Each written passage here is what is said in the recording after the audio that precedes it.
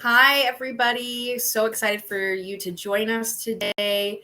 I'm calling in from Pasadena, California, and most of us are calling in from Los Angeles. And wherever you are in the world, I hope that you can throw out your name and your location in the chat. We would love to hear more about where you're at. And maybe even if you're feeling spicy, we would love to know maybe your favorite TV or film music placement. If you've recently watched a movie or your favorite show, we would love to hear maybe if you saw a really cool moment where music was placed to visual. We would love to hear about it. I'm seeing some of that already in the chat. So wonderful. We're going to talk about the humans behind maybe some of your favorite moments on TV and film. So without further ado, I want to reintroduce myself. I'm Katrina Frye. I work with Music Forward, and I will be moderating today's discussion, A Day in the Life, Film and TV Music Supervision. As I just mentioned, what we're going to be talking about today are really the jobs and roles of humans who are placing music to visual. And we're going to be talking about film and TV. They're both two different arenas, but I'm going to let each of our panelists introduce themselves. We're going to start here with Rudy. Then I'll pass it to Nicole. And then Hunter, if you could bring us home with some quick introductions, and then we'll jump right into questions. Thank you, Katrina. What's up, everybody? It's really nice to see people from all over the place joining. Thank you for taking the time today. It's a pleasure to speak to all of you. My name is Rudy. I work at Netflix. I help oversee music for our original films in the US. Films like Hustle or You People, Gray Man, lots of big action movies, some drama fare, pretty much every genre. Before I was at Netflix, I was an independent music supervisor for 16 years, and I music supervised shows like The Last Dance, the Michael Jordan series, Silicon Valley, Wu-Tang of Mics and Men, just lots of film and series. And again, it's a pleasure to be here with y'all. Thank you. Okay, I'm Nicole Sanzio, and I started my career interning at EMI Music Publishing. I got a job at MTV. I was there for about 5 years. I learned about music libraries, and as head of the music task force there, I started striking deals with libraries. So eventually I found out that I had a niche for, I'm a composer as well. So I was placing my own music and my friends' music on MTV shows. And then I left MTV to start my company. And here we are about 15 years later. And I've placed numerous songs in TV and film. But as of late, because of the natural progression of clearances, which is my expertise, I sort of fall into the music supervisory role often. But different types of it's mostly clearances. I always say 90% of music supervision is clearances. So that's what I'm doing. I clear not only music but footage and photos and everything under the sun. So but as of late, I've been doing some music supervision. I just wrapped up Dancing Queens on Bravo. It's a new reality show. It's a Latin ballroom dancing mainly, sort of like a Real Housewives-ish feel to it. And then I also just wrapped on music supervising an indie film that premiered at Outfest a couple of weeks ago called Frye. Awesome. Great range. And I wrote down a few buzzwords that we can kind of unpack in here too. Okay, great. Hey, how's it going, guys? I'm Hunter George. I am a executive music producer and music supervisor. I am also the executive director of the Guild of Music Supervisors, which is basically the home for all people who do music supervision for a living. I've been there for about 10 years. And most recently, I've worked on Glass Onion for Netflix. Did a lot of the early on-camera stuff that was going on. They were shooting in Greece, and there was a couple things in that movie that involved Beatles clearances and things like that. So My background is working with a gentleman named John Houlihan, who is responsible for some of the probably the biggest films of all time. Most recently, most notably, probably that you would recognize is the last two Deadpool movies, John Wick 1 and 2, but also all the way back to like Austin Powers and a number of movies in between. And then I also worked under a gentleman named Jonathan McHugh, who has an equally impressive background doing like movies like Empire Records, Spawn, Blade, the Rush Hour movies, so on and so forth.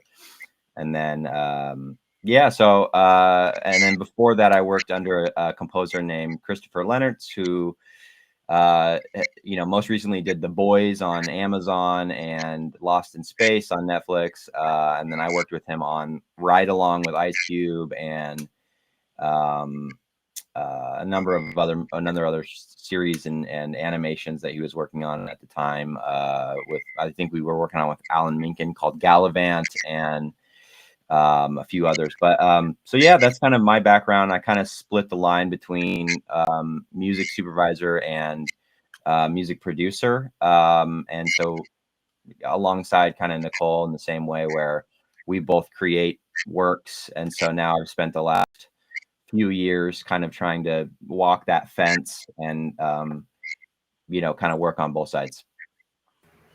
Great. That was really great. And I just want to say I'm so happy for all three of you to be in this space because you have such a range of experience. One thing that I'm just seeing off the top is that all three of you had to work under someone to now work at the top of your game.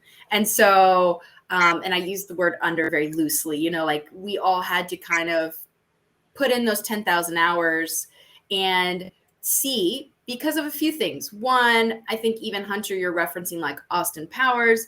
Yeah. One thing I want to mention to everyone here, music supervision is not new. This is actually one of the oldest art forms. I think it's an art form. It goes back to the original idea when movies were first coming out, silent films, and they were bringing orchestras into silent films and really blowing people's minds with creating this like brand new transcendent experience of putting visual to music. And so then you start getting into connecting popular music to films and creating really exceptional moments. I always like to reference for students like the Garden State soundtrack.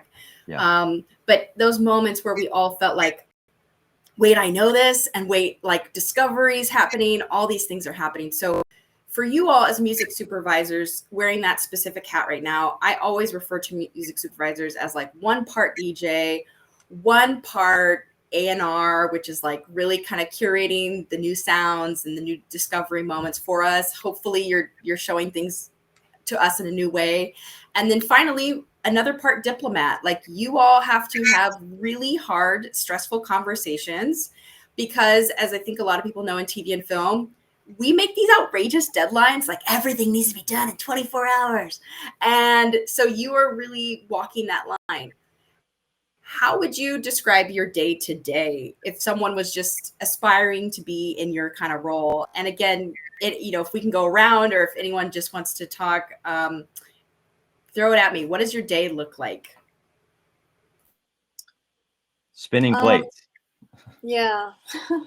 Mine's all over the place every day. It's unpredictable, but most of it includes because I'm more on the other side of things where occasionally I'll music supervise a project, but from my standpoint and for what I do mainly is I pitch music to the music supervisors from my catalog. And so I'm constantly curating music, or rather artists and producers, because we have, we have stuff created specifically for our catalog.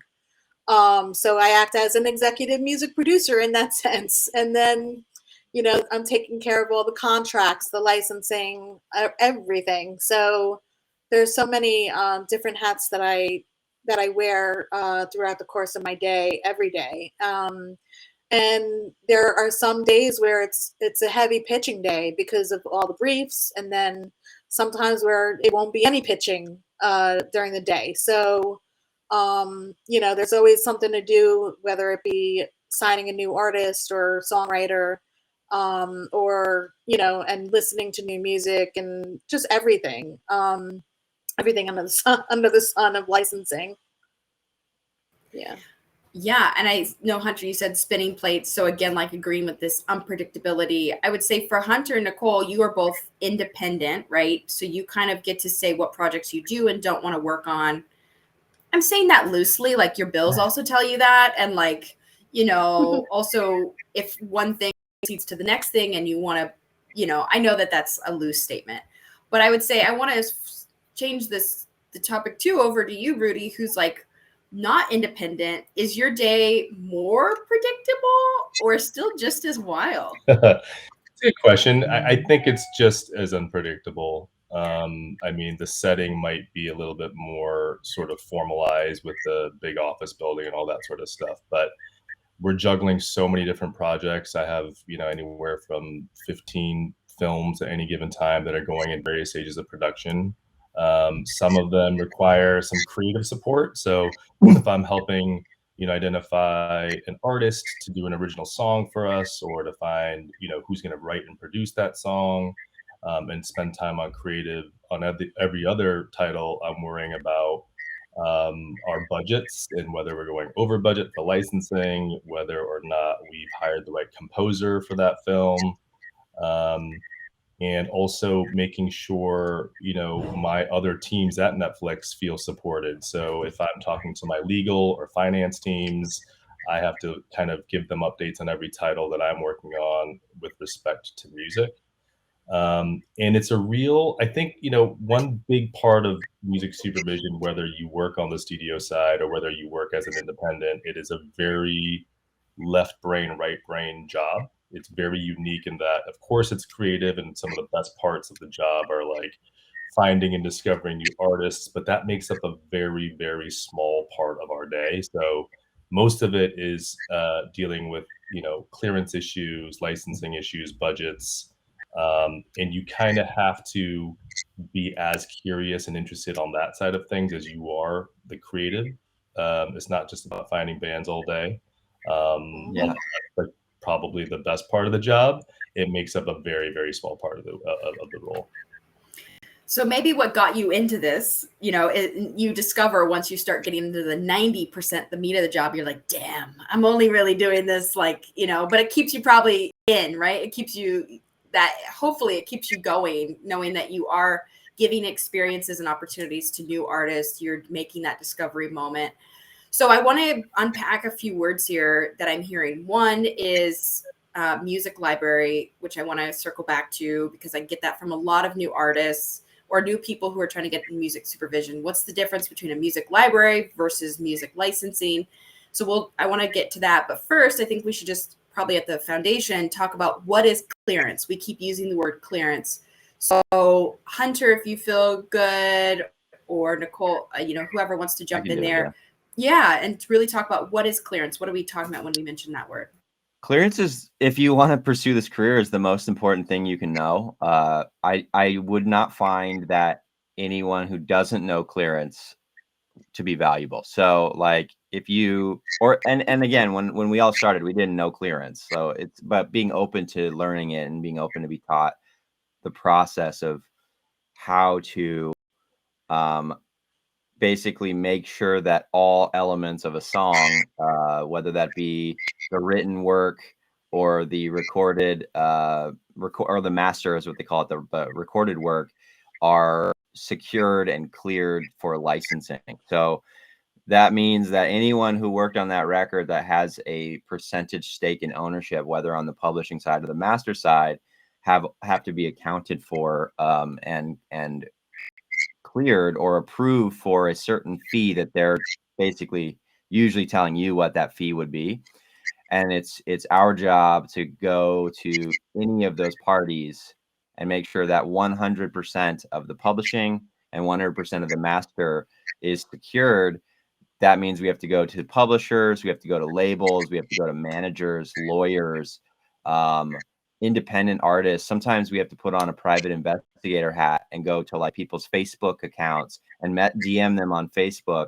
So that is really a big chunk of the job is, you know, let's say you work on a film and it has, or an episode of TV, it has 13 episodes in the show, and there's 13 episodes of the show. So, you know, 13 songs and 13 episodes, you're looking at hundreds of pieces of paper that you have to be sending and receiving and make sure all of it is tracked and in and cleared. And if it's not, you can't use the song, and or you could be sued for a lot of money, you being the studio at this point. So you're representing the studio or the production. And it sounds scary, and it is kind of scary sometimes, but that is probably the most important component of the job, in the sense that if you know it, you are more valuable. And if you learn it, you are more valuable. And if people are going into this business thinking that they don't need to know it, it's not the business for you, I don't think. And maybe later in your career, you can get to a place where you don't have to do that as much. And there's, you know, a lot of times the studios will have internal clearance departments, but there are so many times that isn't working. The studio clearance isn't working, and you as a supervisor or you as a coordinator starting out will have to pivot and use your relationships that you've built over time to go to these people and say, hey, like, I know I'm working with you on this thing. Is there anything you can do in terms of a price difference? We're also working with you over on this project and this song. Maybe we can do a little bit better because we have a bigger budget over here. There's a lot of that kind of like negotiation leverage between projects, because you're going to the same people 90% of the time for, you know, different songs. You'd be surprised how many of the percentage of songs are through Warner Chappell or Cobalt or Sony or Universal. So it's really like you're really working with a lot of the same people in and out. So yeah. And I just wanted to say too, for us speakers, if we're not speaking, let's go ahead and mute ourselves with that microphone button, just to click mute. So let me just recap here really quickly, because I think for a lot of artists, you're coming in and you're saying, I don't want to know this. Like, come on in, learn. And then for you who don't consider yourself artists, you want to go into admin. I think to Hunter's point, like, if you think you're going to escape this, but you really are into music supervision and that's kind of where you want to go, I would say lean in, go even harder on this, be an expert, because that's who we're looking for. We're really looking for people who are willing to wear the multiple hats. I think Rudy mentioned like the left and right brain. It's really important that you're able and really interested in both sides of the work. You can't just love the music and the DJing and the curating part.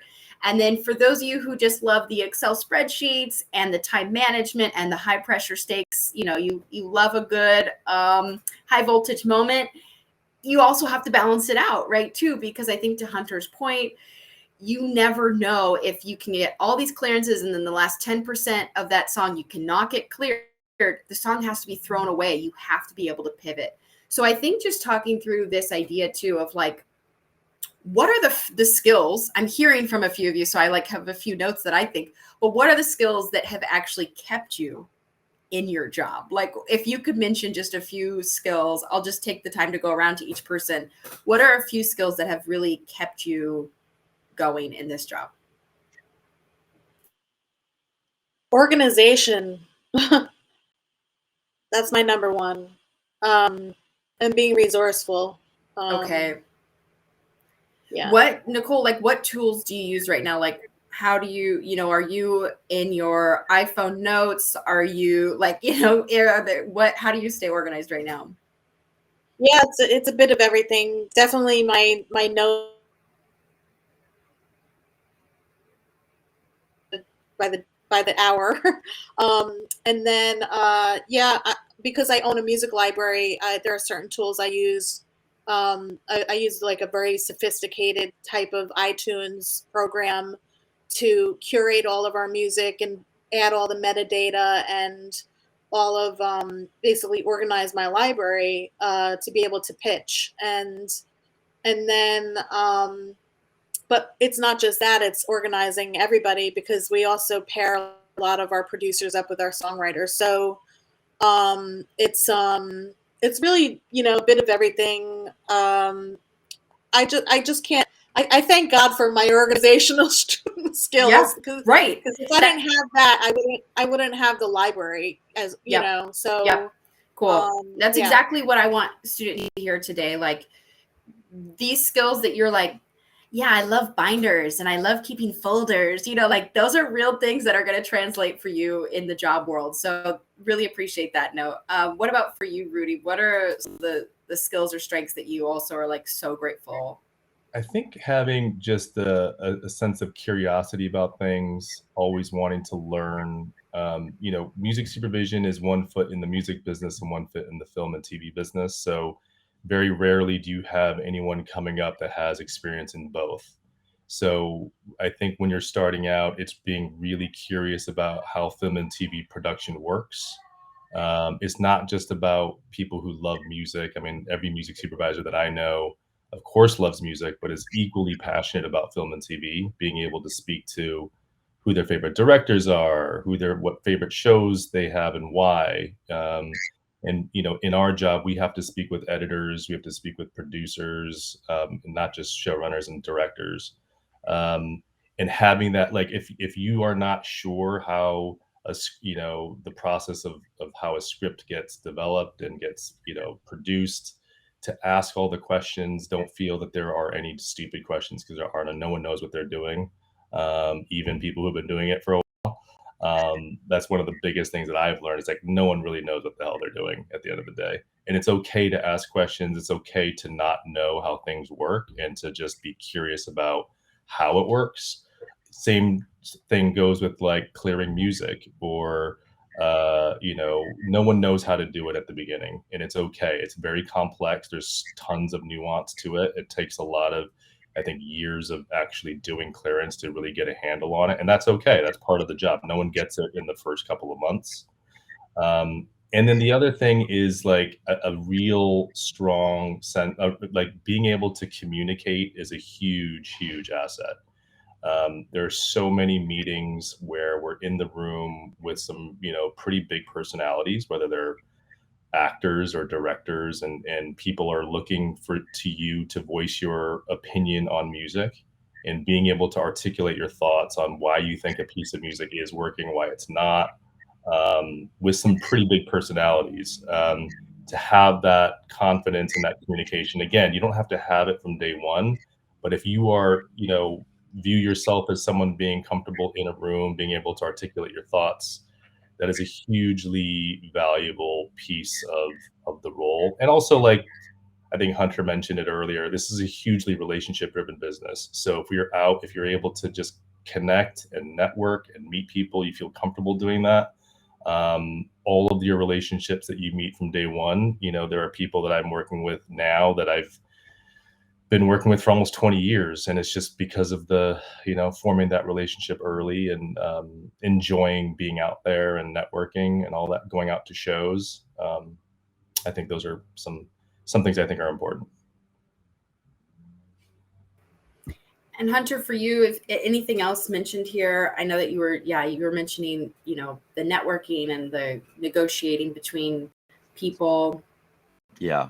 Networking is obviously huge. We are blessed in that we have like the coolest like community. So it's like not that hard to like meet the people, because everyone's like really open and gracious a lot of times with just breaking that ice, I guess. Because I've been to other, let's say like producers or actors or whatever, like things like that, where those communities aren't as open and aren't as like friendly, I guess you can say.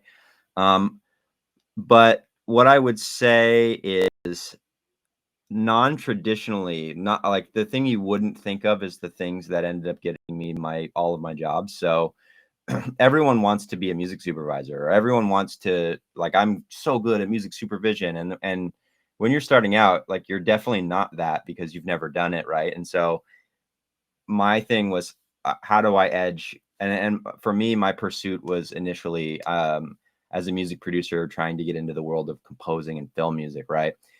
But either way, all of my background has always been in marketing and social media and website production or website creation and visual media production, let's just say.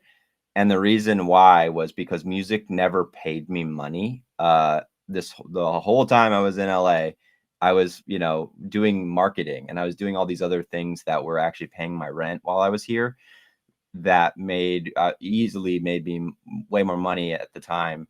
But also the reason I'm saying it is because all of those skills that I learned and that I got good at, whether it be graphic design, website design, you could design a website really easily these days. But all those kind of skills, social media marketing, press releases, things like that, where all of these companies, Rudy was with Hit the Ground Running, Nicole runs her own business, I run my own business. I'm the guild's executive director, started out as the social media guy. The reason, because no one on the team did social media. They were all music supervisors. They didn't know how to do a website. So I saved them a lot of money by offering those services.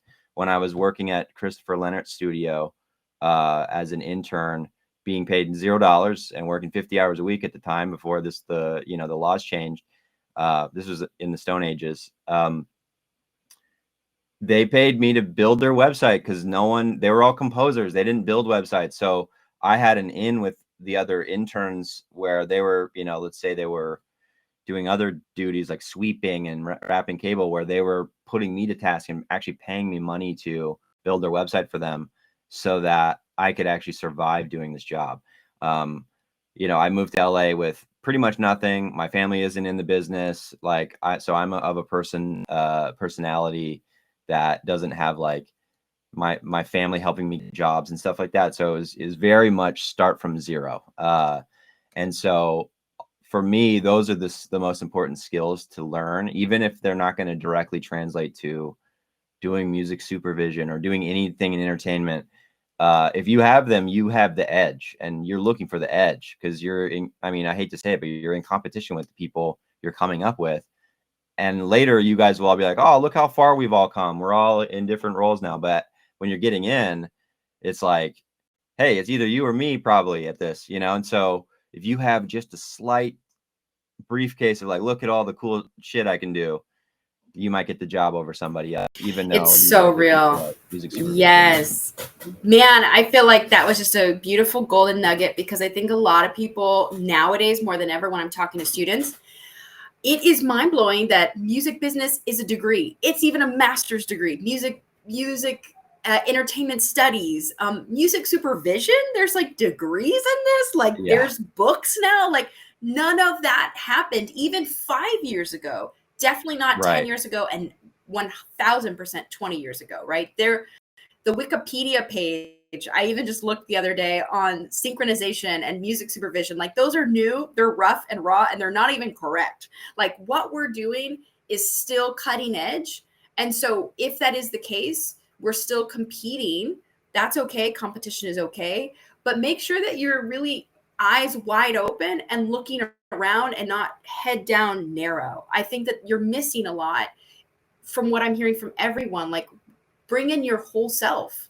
Bring in your whole humanness, bring in your whole network. I just want to pivot really quick because we have about 14 minutes left here. We're going to end in about 5 minutes on my side of talking and throw it to you all in the Q&A. So if you want to throw stuff in the specific Q&A button, go ahead and queue up some questions for us there, or throw it in the chat if things have kind of come to mind. But I want to pivot in the last 5 minutes here and talk really to the artists in the room, or maybe people who are repping artists, and they're saying they're probably on LinkedIn right now, adding you.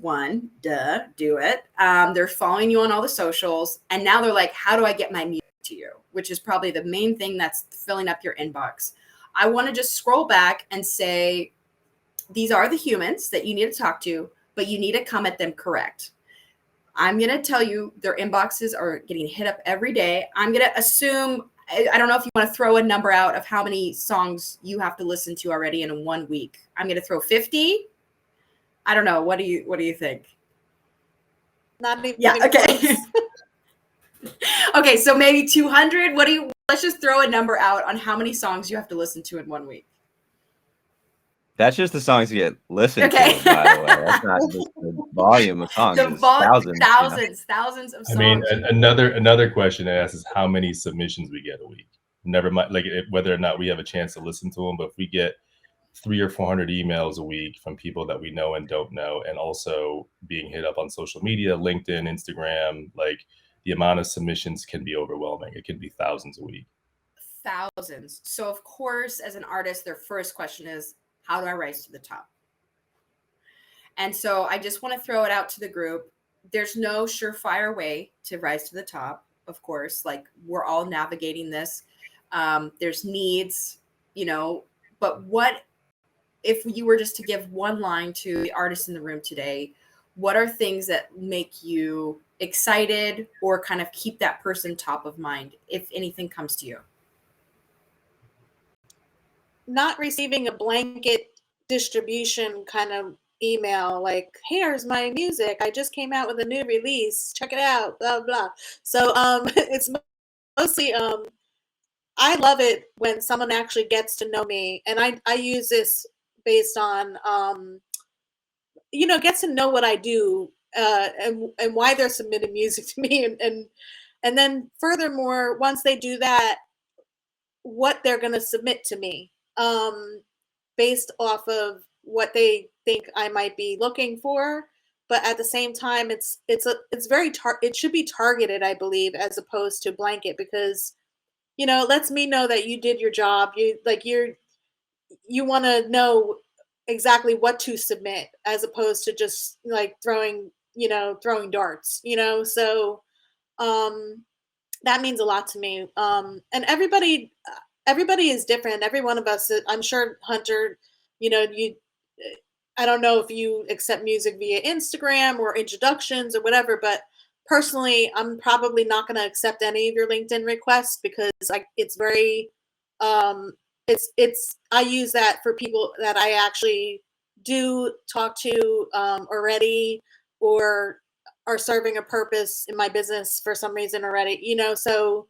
But personally, I don't mind if you send me a message on Instagram saying, hey, I'm this, and they throw me some links maybe. And I don't like to sometimes listen to music right off of Instagram, but that'll at least get the conversation going, and I'll let them know where to send music, and that'll get the ball rolling. So that's me. But I think everybody is different in the ways they accept music and submissions and introductions. So maybe Hunter and Rudy want to chime in. Yeah.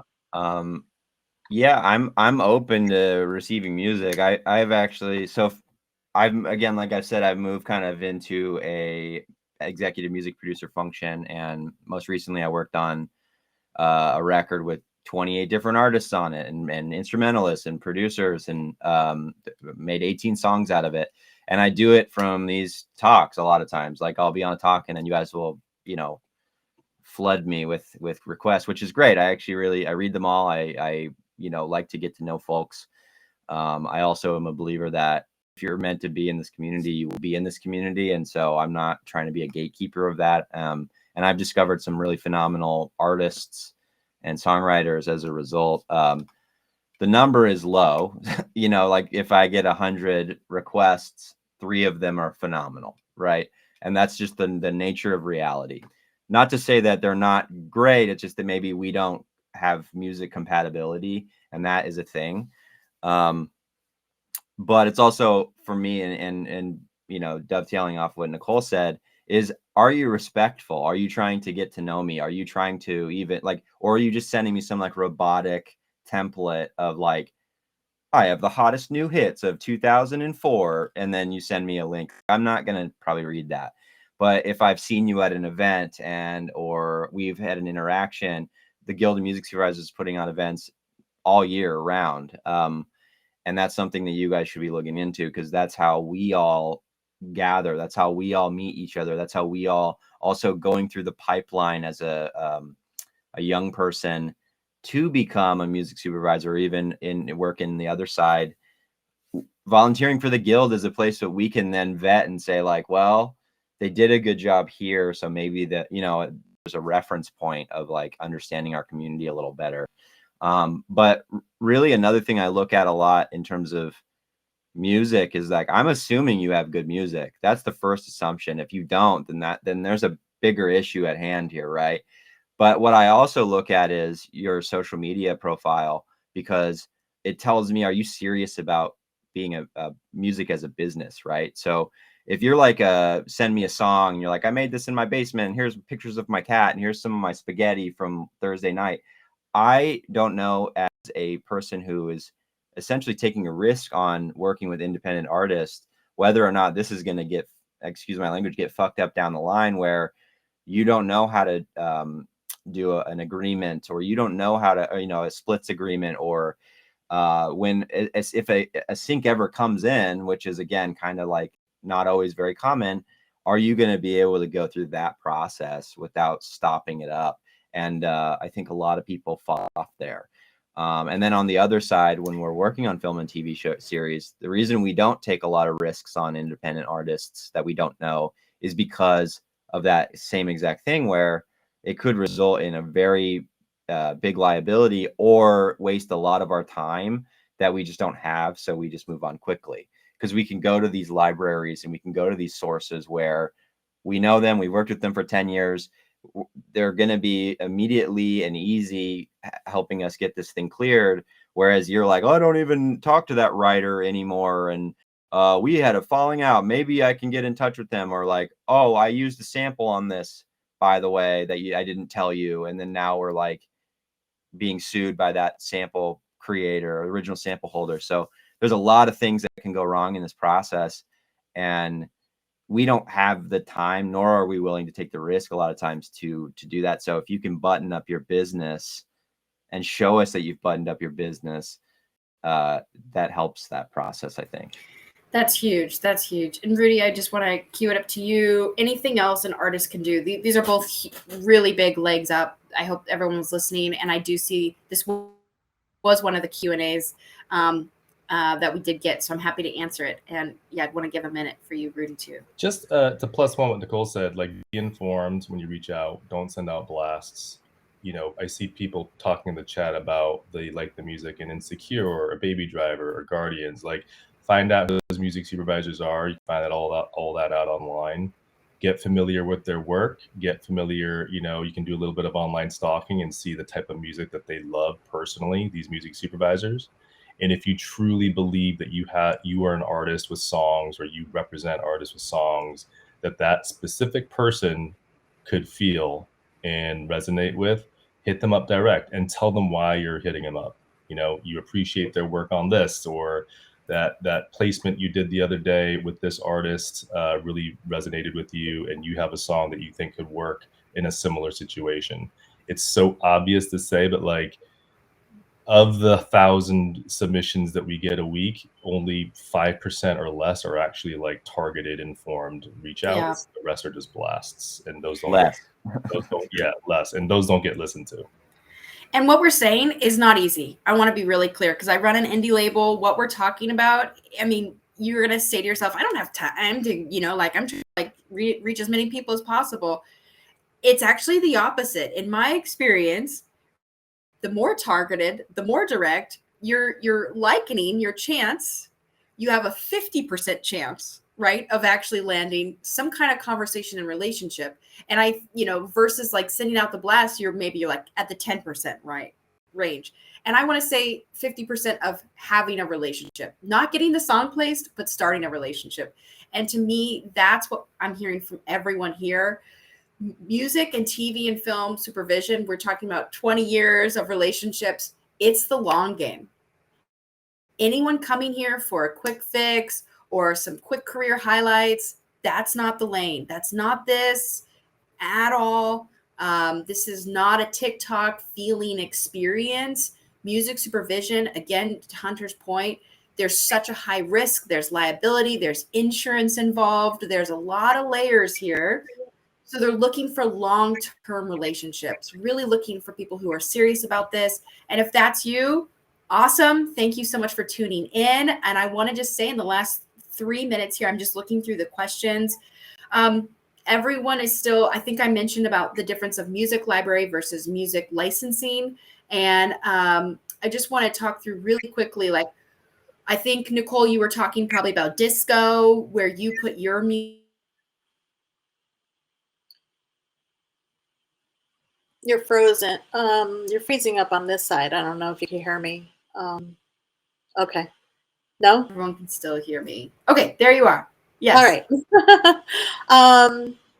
I'm sorry, what was the question?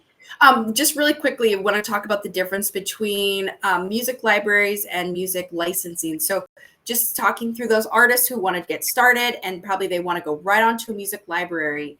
Yeah. I get that question a lot from new artists. Well, Pros I and don't want cons. anybody. Yeah, I don't want anybody to get confused between royalty-free music libraries and the library the type of library Right. that I run, Great. which is more licensing. It's rights managed. It means that you're going to have to go to. Well, in my case, we're a one-stop shop. So when my clients come to me, they only need to come to me. They don't need to go to the artist. They don't need to go to the publisher, the label, anybody but me. There are numerous amazing music libraries out there, but then there are royalty-free music libraries where it's like the client may not care so much about what kind of music that their music has been heard, in 100,000 YouTube projects or something like that. Right. But the licensing is, you're going to have to go to a publisher and most likely a label, as Hunter said, the master owner or the sound recording owner, to get cleared. That's licensing. I think I know I'm like whittling you down in a few seconds here, just because that's a perfect cue up for the next session, which is how does music publishing work? We will not spend that time today unpacking that. That's the job of the next panelists.